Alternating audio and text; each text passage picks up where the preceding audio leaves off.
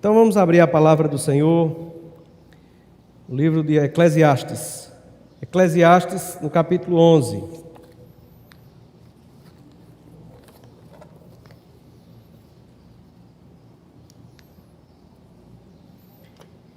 Vamos ler do versículo 1 ao 6. Eclesiastes 11, de 1 a 6.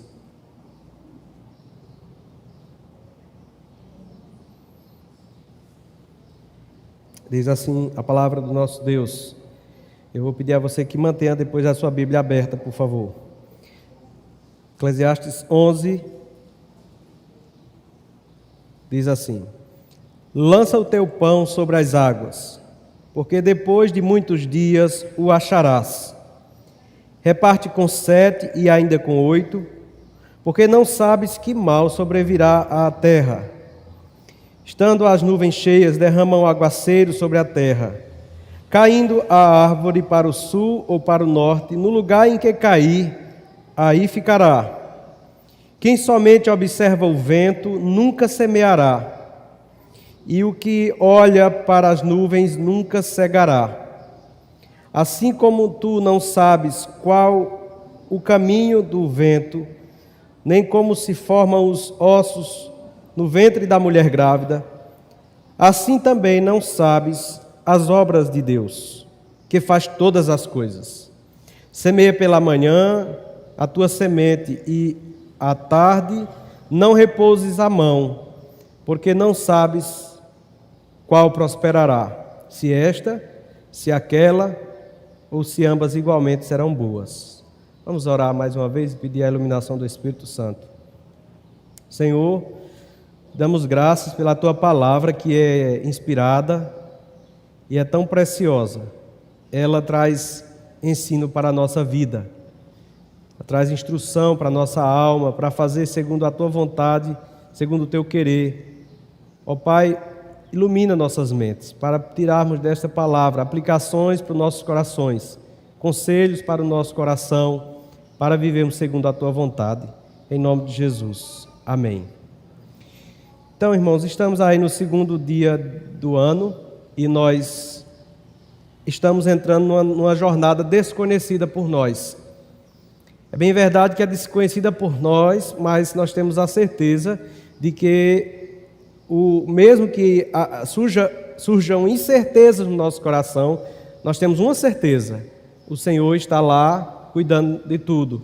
O Senhor não está limitado ao tempo, o Senhor não é preso às circunstâncias. O Senhor governa eternamente e tem o controle das coisas. Nós ficamos com incertezas no coração porque nós queremos ter o controle, nós queremos estar no controle da situação, mas nós não o temos. Deus o tem.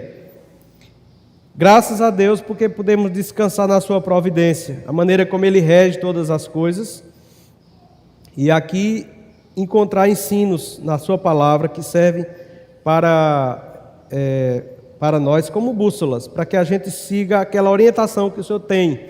E é isso que eu quero. Nós estamos diante de um livro, o livro de Eclesiastes, um livro de sabedoria. Esse livro, a palavra hebraica que dá origem ao título dele significa o pregador.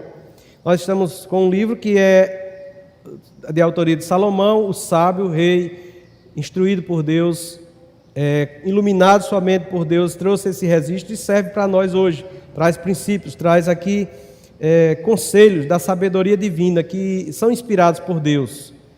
Ele está aqui, portanto, diante de uma congregação, como se o pregador falando para uma assembleia e trazendo assim ensinos que nos ajudarão rumo a essa peregrinação até a eternidade, quando o Senhor Jesus Cristo nos colocar na presença dele, restaurados, glorificados.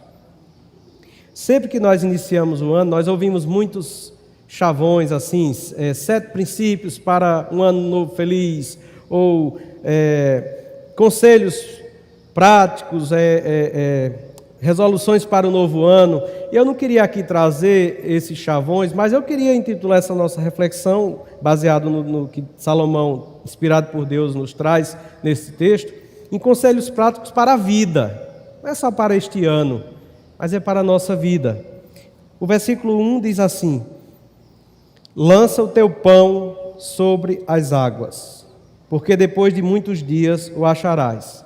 Tem várias interpretações desse texto. Duas principais dela, uma delas é que, segundo os estudiosos, eles dizem que havia um costume no meio do povo egípcio, que foi implantado pelos hebreus, que no rio Nilo, quando em épocas que as águas estavam baixas, eles jogavam sementes de trigo às suas margens, e quando vinham as chuvas, né, vindo o período das cheias, as águas levavam aquelas sementes que se alojavam em lugares incertos e passavam a produzir. Então, na entre-safra ali, naquele período que não havia plantação, surgia lá plantações de trigo em lugares que não foram plantados intencionalmente, e dali se tirava a semente para fazer o pão. Por isso que lança o pão sobre as águas, depois de muitos dias o acharás. Mas há também uma outra, segunda interpretação, que eu acho ainda mais coerente, que o pregador aqui ele está falando dos negócios dos navios, né? O rei Salomão ele tinha navios mercantes. Isso é confirmado no livro de Reis, primeiro livro do Reis, capítulo 10, 22, que esses navios faziam o comércio do trigo pelo mar, por mar. Diz assim, primeiro Reis 10, 22, porque o rei tinha no mar as naus de Tarsis, com as naus de Irão, uma vez em 3 anos tornavam as naus de Tarsis e traziam ouro e prata, marfim, macacos e pavões. Então dá a ideia de que ele lançava seus navios levando trigo, mas que depois retornavam depois de 3 anos trazendo outras riquezas, né? E aí, para fazer isso, tinha que estar disposto a se arriscar, a colocar o navio em um mar incerto, com ouro, né? Com especiarias, mas chegava às suas mãos riquezas. E aí, quando ele diz, lança o teu pão sobre as águas, porque depois de muitos dias o acharás, que conselho prático para a nossa vida nós podemos tirar aqui? Aprender com Salomão. O primeiro conselho seria: planeje, mas ouse arriscar. Se pensa muito em planejamento no início do ano. As metas, né? Eu até ouvi alguém fez uma postagem, já foi a balança, depois o calendário cristão é para engordar mesmo os crentes, porque Páscoa vem chocolate, um monte de comida naquele encontro da família. Aí vem Natal, comida à vontade, Réveillon, comida à vontade, e assim a gente vai adquirindo uns quilinhos. Então as pessoas têm uma meta, né? têm estabelecido planos e tal, mudar de emprego, ou investir em um novo negócio, ampliar os negócios. Planejar não é errado, mas nós temos que, baseado nesse versículo, estar com a ousadia em arriscar também. Porque quando a gente viver é um chamado a correr risco. Se você quer viver seguro, você não tem que estar vivo. Nós estamos correndo risco. E a recompensa vem para aqueles que ousadamente, de maneira sábia, como Salomão era considerado um dos homens mais sábios de sua época, se arriscam. Aí o versículo 2 ele diz assim: reparte com 7 e ainda com 8.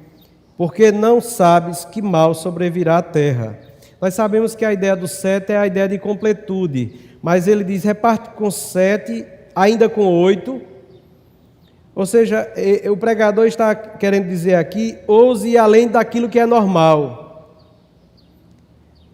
Seja generoso com o máximo de pessoas que você puder ser. Reparte com 7, ainda com 8. É aquela velha máxima, quando nós fazemos o bem volta a nós. E isso é verdade, tem amparo nas Escrituras. Gálatas 6,7 diz, aquilo que o homem semeia, ele colhe. Osé diz, vocês estão semeando o vento, vão colher tempestade. Então precisamos ter atenção a esse planejar e ousar arriscar sem ser imprudente. Esse é o segredo. Você não pode ser imprudente. Nós não podemos ser imprudentes. Olhando o texto dessa perspectiva do comércio marítimo, né, colocava mercadoria nos navios para trazer as riquezas, se colocasse todo o ouro em um navio só e afundasse. Então reparte com 7, ainda com 8. Se perdesse uma embarcação, não perderia tudo. Traz a ideia que ele dividia seus produtos em várias embarcações. Então, seja sábio nos seus investimentos. Eu falo investimentos aqui não só vale para a vida material, mas também na vida espiritual. Diante das incertezas, nós precisamos ter sabedoria para administrar nesses dias o que Deus tem colocado em nossas mãos. Talentos, mas também as oportunidades, que esse texto também fala de empreendimento na área material. E eu estava observando esses dias, esses últimos anos, eu tenho pensado no que o texto lá em 1 Crônicas 12:32 fala dos filhos de Issacar, que era uma tribo que diz que eles eram conhecedores da época, para saberem o que Israel devia fazer. Conhecedores das épocas, para saber o que Israel devia fazer. Fazer uma leitura do mundo, para saber como agir nesse tempo difícil. A igreja de Deus é chamada para isso. E nós podemos tomar como ilustração aqui algo secular, né? Eu estava lendo a história da Kodak. Todos aqui já devem ter feito algum registro na câmera fotográfica da Kodak, né? Ou revelado uma foto naqueles famosos filmes, né? Filmes que eles tinham para revelar. Eu estava lendo um pouco sobre a história da empresa. Diz que ela foi fundada em 1888, lá nos Estados Unidos, em Nova York, e ela tornou-se essa marca americana reconhecida mundialmente no setor de fotografia. Qual era a estratégia da Kodak? Era controlar toda a cadeia de produtos envolvendo fotografia.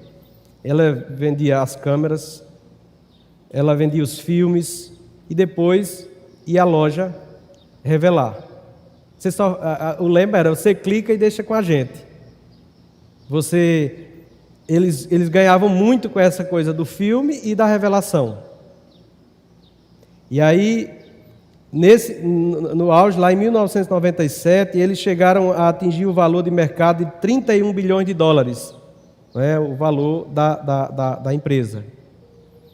Só que eles não contavam que eles mesmos criaram aquela máquina fotográfica que depois ia trazer problema para eles. Em 2003, as câmeras digitais começaram a passar aquelas tradicionais criadas por eles e os filmes começaram a despencar, ninguém mais comprava filme para revelar foto, né? Já não tinha mais valor. E aí ela entrou na questão de concordata, que chama, né? Abrir falência, em 2012, com essa queda das vendas dos produtos, causada pela ascensão da fotografia digital. Imagina, com o smartphone você ia precisar mais de Kodak, né? E aí a Kodak precisou buscar novos horizontes. Esse é o ponto. Você pensa que a Kodak não existe mais, uma empresa centenária? Existe. Ela fabrica quase de tudo. Aquele prédio onde operou no auge do funcionamento, hoje se produz, eles investem em várias possibilidades, embalagens. Eu li, não sei se é verdade, até molho de tomate, mas embalagens, a questão de máquinas, xerocópia, essas coisas, tudo eles investiram. E recentemente, pasmem, em 2002 eu estava lendo, quando no auge da pandemia, o presidente dos Estados Unidos, na época, o Trump, ele liberou um empréstimo bilionário lá para eles, para que essa empresa, que já tinha uma estrutura, passasse a produzir, investir na indústria farmacêutica.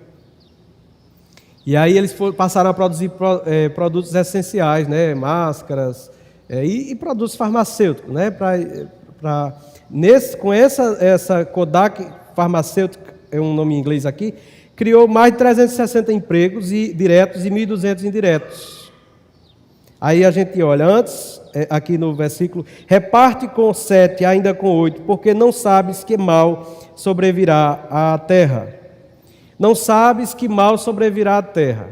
Aquele fundador da Kodak, que na época era a maior inovação, não sabia o tempo que viria, mas ele soube ajustar diante das incertezas, ou seja, os seus sucessores. E trazendo essa realidade para a vida espiritual e também para você que é um empreendedor no campo dos negócios, a incerteza é a motivação para a diversidade na administração dos negócios e empreendimentos.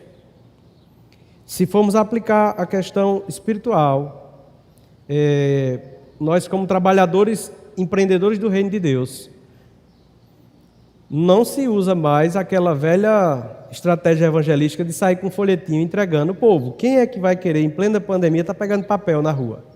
Dificilmente o pessoal quer. Mas nós precisamos perceber a mudança dos métodos e continuar investindo no reino de Deus. Nós temos hoje depois do advento das mídias sociais, como nós vimos no Natal, as estradas que foram construídas pelo Império Romano, do imperador César Augusto, fez todo aquele investimento no período da Pax Romana. As estradas que serviriam para os apóstolos, os pregadores do Evangelho, espalhar a mensagem do Evangelho. Se nós olharmos hoje, quais são essas estradas? As redes sociais. Não use as redes sociais apenas para registrar momentos fotográficos ou principalmente não use para discutir questão de ideologia política e brigar com o povo. Mas use para anunciar o Evangelho. São as estradas abertas. Você entra e você nem imagina onde você lança, o pão sobre as águas. Você não sabe o que pode vir de resultado. Hoje, antes de vir para aqui, eu já assisti um culto em São Paulo. Veja a diferença de assistir culto e cultuar. A transmissão, a gravação de pregação não deve substituir nunca esse momento sublime, solene do estar aqui congregando, só se você tiver com alguma restrição de saúde. Mas eu pude acompanhar o pastor Arival pregando lá de Pinheiros, uma mensagem edificante. 8 horas da manhã, estava lá ouvindo o pastor Arival. Mais de 5 mil pessoas assistindo simultaneamente, 6 mil, às vezes 8 mil pessoas. Então nós precisamos, diante das incertezas, ser motivados à diversidade na administração daquilo que Deus tem colocado em nossas mãos. O versículo 3 do capítulo 11 diz: estando as nuvens cheias, derramam aguaceiros sobre a terra, caindo a árvore para o sul ou para o norte, no lugar em que cair, aí ficará. O ponto aqui é o seguinte: todas as coisas foram ordenadas de antemão. As nuvens, nós sabemos, o mar evapora a água, forma as nuvens, as águas caem, depois os rios voltam para o mar. Há uma ordem na criação. A árvore cai, fica lá, no lugar onde que cai. E aqui nós podemos ver que não há mero acaso. Deus controla todas as coisas, mas já que nós não sabemos como as coisas vão acontecer, como vão ficar, nós devemos continuar fazendo a parte que nos cabe, que é trabalhar com diligência.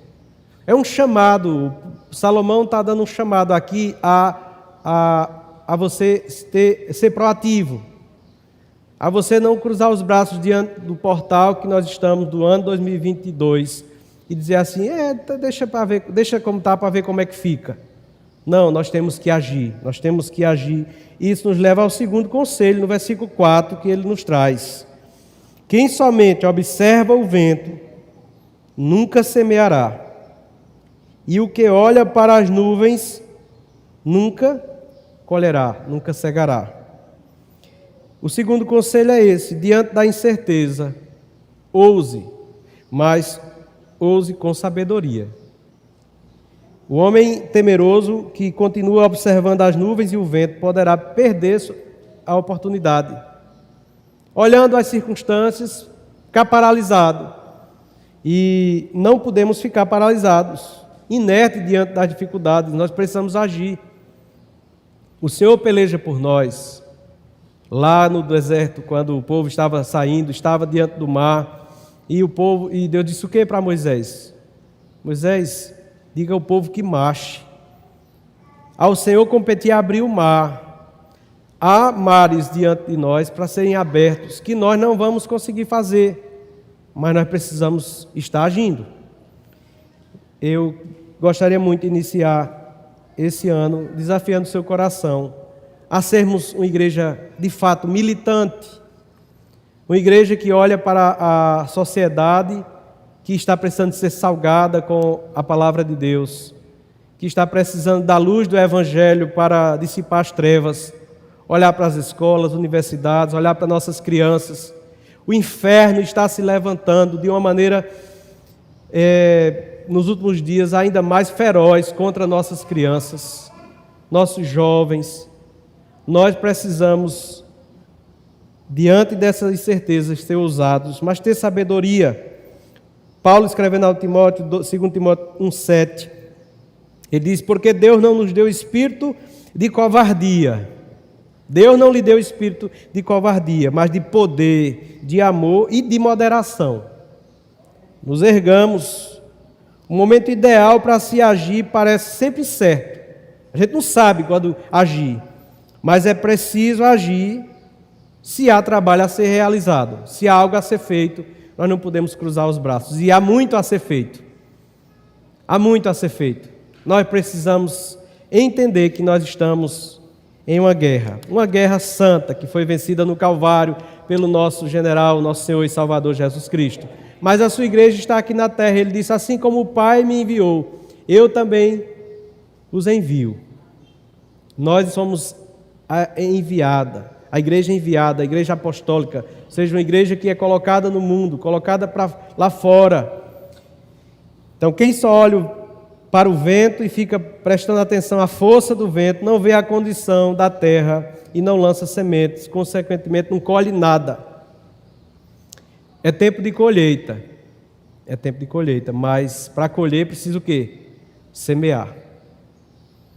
E nós não podemos ficar com aquela conversa, não, porque o tempo está difícil e agora a gente está saindo do Covid, já entrando no H2N3 ou H3N2, sei lá como é, e ninguém sabe como é que vai ficar. Não. Jesus ainda não voltou, o arcanjo ainda não ressoou a trombeta. Nós estamos aqui, não fomos ainda para a glória, tem coisa a fazer, tem trabalho a ser feito. Nós precisamos de irmãos que sejam voluntários para servir em diversas áreas. Nós precisamos avançar no reino de Deus, ser empreendedores do reino de Deus. Há um pastor que ele investe muito na área de liderança, o nome dele é John Maxwell. Ele disse o seguinte: o pessimista reclama do vento, o otimista espera que ele mude, o sábio ajusta as velas. O pessimista é aquele que fica, fica reclamando, murmurando. Eu ouvi Narival agora há pouco ele dizendo: a murmuração é a cantiga do inferno, dizia Charles Spurgeon. Porque no inferno é onde vai ter choro e ranger de dentro, murmuração, murmuração é coisa do inferno. Então a gente tem que se levantar e ser não apenas ousado, mas com sabedoria. E é exatamente isso que acontece. O otimista, ele espera que mude. Não, vamos esperar o tempo melhorar. Ele está sendo otimista. Esse otimismo eu não tenho. Não vai mudar. Não adianta você esperar o tempo favorável para dizer assim, agora eu vou me levantar e vou servir, vou me envolver, porque você sempre vai estar ocupado, você vai estar sempre com a agenda cheia, vai ter problema na sua casa, vai ter dificuldade de várias naturezas. Então, ser otimista, esperando que as coisas mudem, não é o ideal. Maxwell diz que o sábio ajusta as velas, né, da embarcação, ou seja, para, de acordo com a situação, sair singrando os mares da existência. Então, nós não podemos ficar de braço cruzado, é a ideia. Muitos de nós sofremos de um problema que é a procrastinação, deixar para depois. E esse negócio é o ladrão do nosso tempo. Porque você vai ter que se preocupar com aquilo de novo e voltar ao problema. Por isso que empurrar com a barriga um problema não é o ideal. Eu costumo dizer, você, enquanto no problema, agarre com as orelhas dele e resolva. Porque você vai dormir melhor, você vai se estressar menos. Então, analisar as circunstâncias é vital, segundo a ideia, mas ficar paralisado por causa dela, é isso que Salomão está nos ensinando. Esperando eternamente pelo melhor momento, não leva a lugar nenhum. Precisamos ser empreendedores do reino. Quando se fala em empreendedor, na ideia de igreja, se pensa na ideia de crescimento numérico, financeiro, não é isso. Deus nos fez empreendedores. Ele nos deu algo que é sucesso na certa, que é a mensagem do Evangelho. A igreja de Jesus Cristo, o inferno não pode prevalecer contra ela. Por mais que o inferno se levante, a igreja é vitoriosa. O pastor Fernando tem uma mensagem que ele diz que o povo de Deus é o povo mais rico da terra. Um povo eleito, escolhido, né? Eleito, selado, né? Pelo Espírito, redimido. Esse povo sou eu, é você. Nós precisamos nos levantar. Tem um cara que é um filósofo, não é? Não estou falando aqui de um cristão chamado Sêneca, né? Disse o seguinte: não é porque as coisas são difíceis que nós não ousamos. É justamente porque não ousamos que tais coisas são difíceis. Não é porque as coisas são difíceis que nós não ousamos, mas porque nós não ousamos, as coisas vão ficando difíceis. Então esse é o chamado para que iniciemos esse ano. Sermos ousados, mas com sabedoria, diante das incertezas que nos aguardam. Não é? Tem um dado interessante que diz que pesquisas mostram que coisas que não tratamos ou que nós não tentamos fazer nos trazem mais sofrimento do que as que não deram certo quando tentamos. Já pararam para pensar nisso? Coisas que não tentamos fazer, aquela prova lá do concurso, ou sei lá, até aquele pedido de namoro, os jovens aqui. Coisas que você não tentou, lhe traz mais sofrimento do que as que não deram certo. Porque o não por resposta já tem garantido. O pastor Arival estava dizendo hoje de manhã, nós temos duas coisas certas. É a morte e pagar imposto. É certo, não tem como fugir. Então, o não já tem, né? Então, tentar vai trazer menos sofrimento do que você ficar sem agir. Então, é preciso agir, mesmo não sabendo o que está destinado a nós. Veja o versículo 5 aí. Assim como tu não sabes qual o caminho do vento, nem como se formam os ossos no ventre da mulher grávida, assim também não sabes as obras de Deus, que faz todas as coisas. É preciso agir. Nós não sabemos as obras de Deus, mas Deus está agindo. E é interessante que lá em João tem um paralelo dessa questão do vento, né? Que o Espírito sopra onde Ele quer, tal. O vento sopra onde Ele quer, assim é o Espírito de Deus. Deus está agindo. Aquela pessoa que você menos espera que poderá ser um crente fiel a Deus, vai ser o crente fiel a Deus. Então nós temos que agir. Porém, Salomão nos adverte que não estamos isentos das dificuldades. Eu não estou aqui trazendo aqui uma mensagem de autoajuda, não. Veja o versículo 8, que nós não lemos. Veja bem.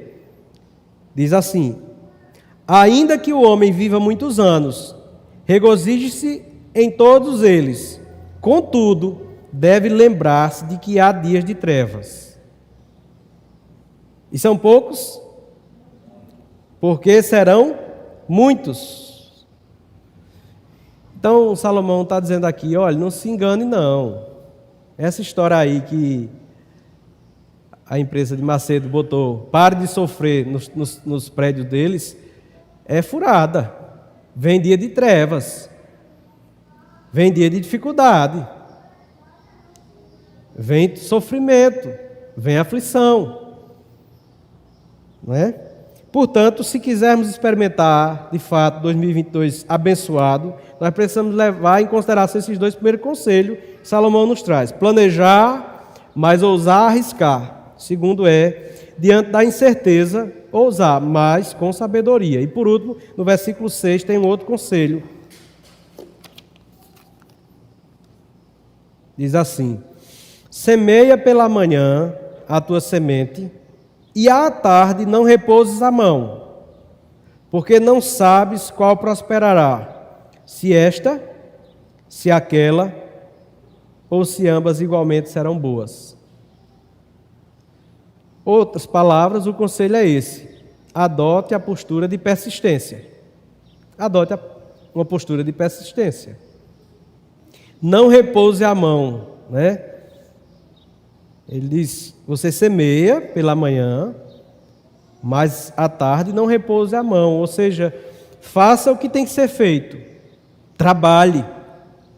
Não existe segredo para o sucesso, a não ser trabalhar. E Deus abençoa uns e faz que prospere mais, e outros, no sentido de prosperar muito, não prospera, mas com o trabalho ele tem o que é necessário, porque Deus dá enquanto dorme, como foi lido aqui.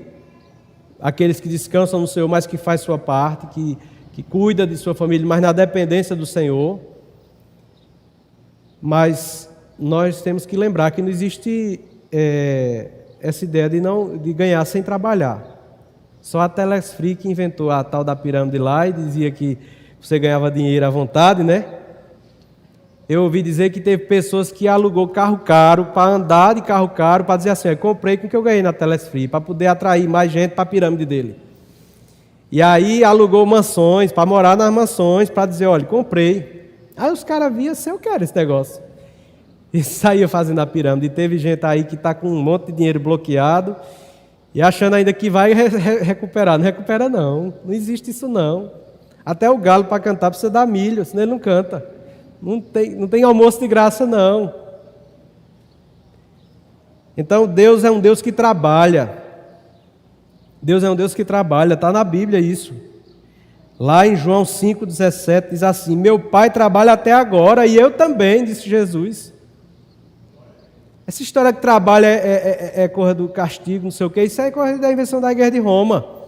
No Éden tinha trabalho antes do pecado. Agora a fadiga, né, o cansaço, aí isso aí já é consequência do pecado, mas trabalhar é honroso, é bênção, não há espaço na Bíblia para inércia, para preguiça. O provérbio diz: ô preguiçoso, vai ter com a formiga. Trabalhar, irmãos, trabalhar para ter progresso. Essa história de estar esperando cair as coisas nas mãos sem fazer nada, não existe isso não.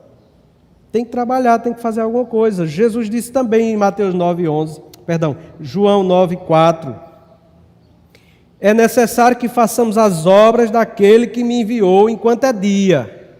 A noite vem, quando ninguém pode trabalhar. Ele está falando aqui de que vai ter momento que não há como você continuar pregando o Evangelho. É a ideia de empreendedor do reino: bora trabalhar. É tempo de trabalhar, não adianta você ficar esperando as coisas acontecerem.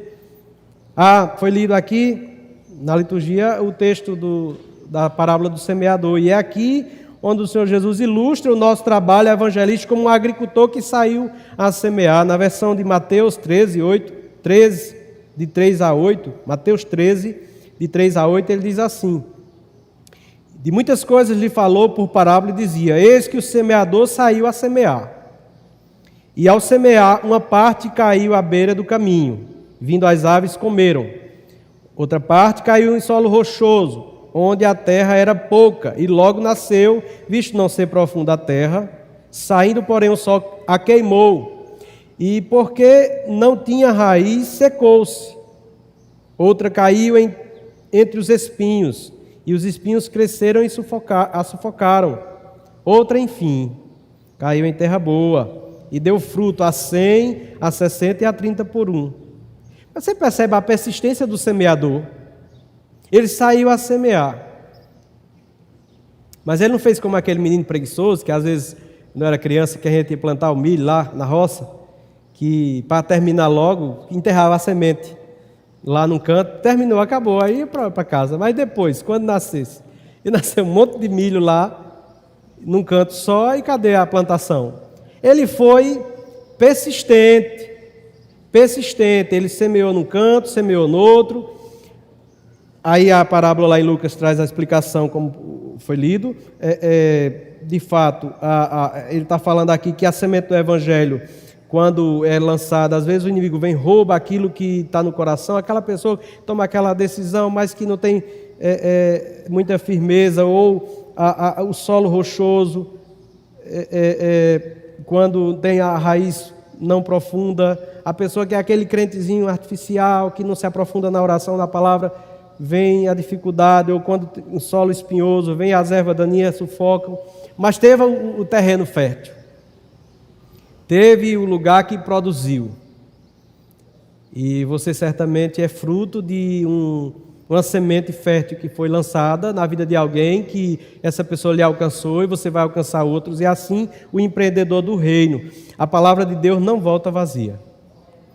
Nós precisamos então entender que Deus está esperando que nós continuemos a semear a santa semente do Evangelho, e não podemos prever se todas vão ser frutíferas. Semeia pela manhã a tua semente, e à tarde não repouses a mão, porque não sabes qual prosperará, se esta ou aquela, ou se ambas igualmente serão boas. Então, adote a postura de persistência, persista, não desista, não desista. Aquela pessoa que você já convidou várias vezes,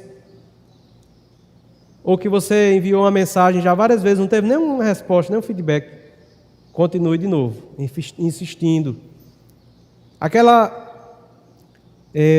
pessoa que você tentou desenvolver uma amizade redentiva para levar a Cristo, mas quando começa a caminhar junto e vê que a pessoa é complicada, pulou fora, invista novamente, persista, não desista.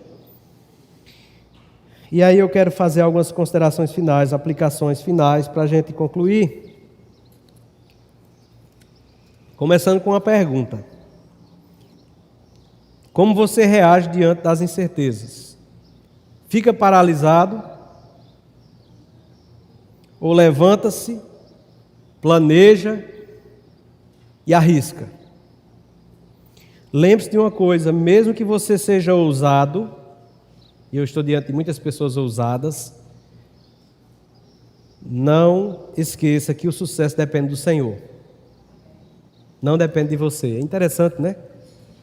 Se fosse mensagem de autoajuda, eu ia dizer assim: sai agora para tocar fogo no cão. Não.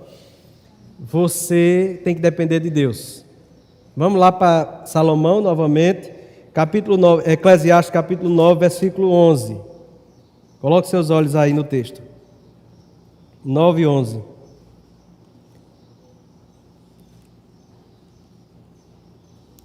Perdão, é o 10, 11. Acho que eu registrei aqui É o 9 e 11 mesmo? É isso mesmo.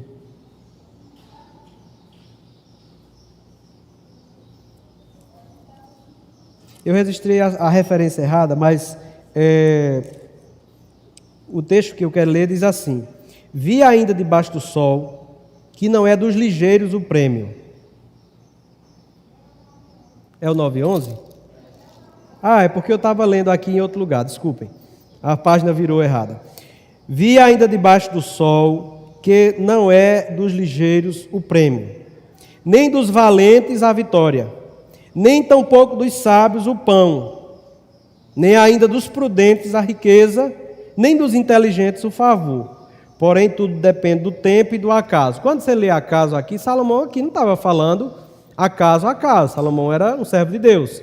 Mas ele está dizendo o seguinte, que ele se referia a um acontecimento que não pode ser previsto pela pessoa, mas que foi planejado por Deus. O tempo de Deus, o kairos de Deus, do jeito que Deus planejou. Os seres humanos simplesmente ele não têm o controle das coisas.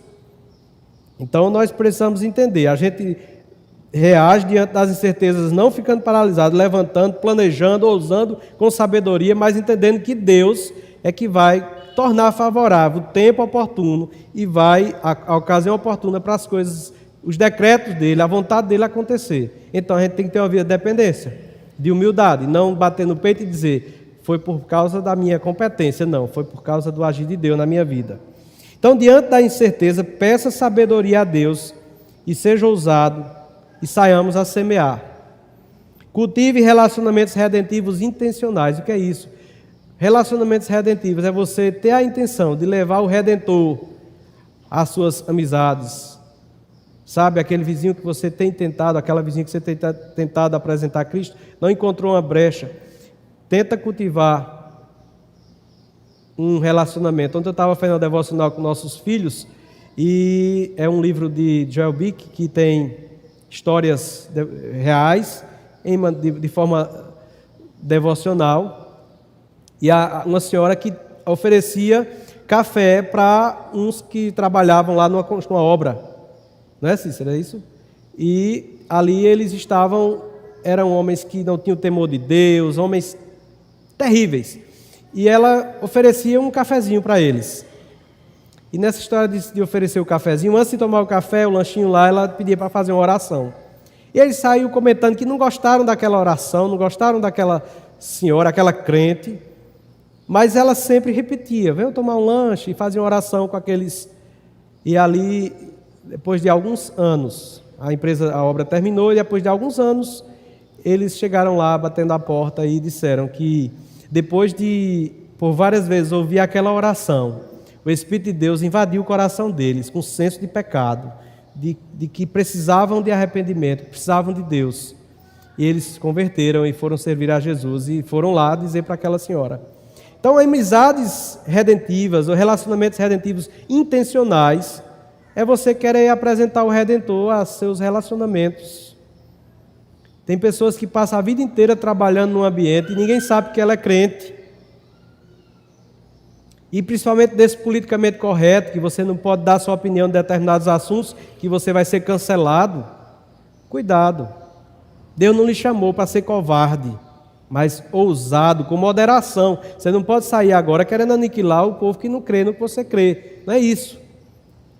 Mas é buscar no Senhor apresentar Cristo, lançar a semente, porque alguma semente vai cair em solo fértil. Trabalhe muito para o reino de Deus, seja persistente, cultive sementes plantadas e terás boas colheitas para Deus. Lembre de cultivar, não repouse a mão. Paulo diz em 2 Coríntios 9,6: isto afirmo, aquele que semeia pouco, pouco também ceifará. E o que semeia com fartura, com abundância, também ceifará. Deus está nos chamando para um tempo de semear muito. Semear em vidas. Você que é algum empreendedor, semear nos seus empreendimentos. Você que é do proletário, é trabalhador, semear em capacitação, em melhorar como profissional, dar o melhor, porque a palavra de Deus diz que você não deve fazer como faz para o patrão, mas para o próprio Deus. Então você é alguém que está prestando um culto a Deus com sua profissão, com sua vocação, e aí você vai fazer o melhor, e o crescimento vem, a colheita vem. Se nós quisermos ter dificuldade de espaço aqui para cultuar a Deus com a quantidade de frutos que Deus vai mandar, nós temos que trabalhar, temos que semear. Nosso Deus é um Deus de abundância. Que esse ano você experimente a abundante graça desse Deus na sua família, na sua vida pessoal, a nossa igreja possa vivenciar isso na região. E que em 2022 nós possamos ter a experiência também da generosidade. Quem é generoso prospera. Se você é muquirana, mão de vaca, peça a Jesus: Senhor, me dê um desprendimento, eu quero investir em vidas, no reino, em coisas que são eternas. Eu quero ver, ó Deus, a abundância do Senhor em minha vida. Por isso eu quero ser generoso para poder desfrutar de colher muito da parte do Senhor para a minha vida. Lança o teu pão sobre as águas, porque depois de muitos dias o acharás. Vamos lançar? Vamos sair daqui lançando assim nosso barco da nossa existência no mar de 2022, confiantes de que o Supremo que governa os mares, Ele está conosco. Estando conosco, nele nós faremos proeza. Amém? Vamos orar? Senhor, nos ajuda, Senhor, a ser usados. Mesmo que planejemos, mas tenhamos a ousadia para arriscar, para acreditar no Deus que é o Deus da abundância, o Deus extravagante, que faz coisas grandes, Senhor, eu peço uma bênção especial sobre a vida espiritual do teu povo. Dá um despertamento, um avivamento ao nosso coração este ano e possamos ter muita colheita, para a glória do teu nome. Ó Senhor, nos ajuda. Nós precisamos de ti. No nome de Jesus, oramos. Amém.